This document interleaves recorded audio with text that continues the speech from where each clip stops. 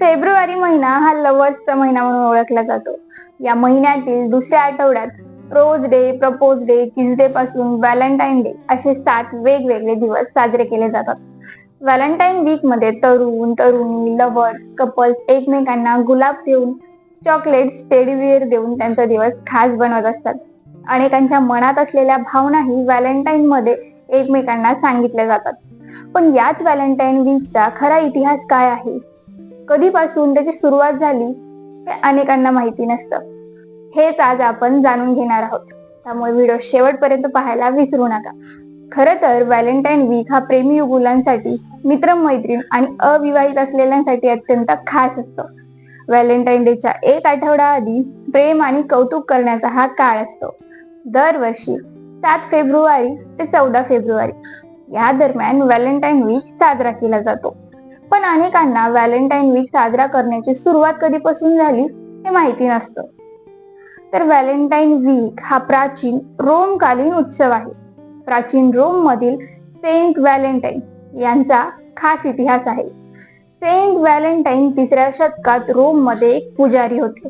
सम्राट Claudia यांनी तरुणांसाठी विवाहावर बंदी घातली होती. याच्या निषेधार्थ व्हॅलेंटाईन डे साजरा केला जातो.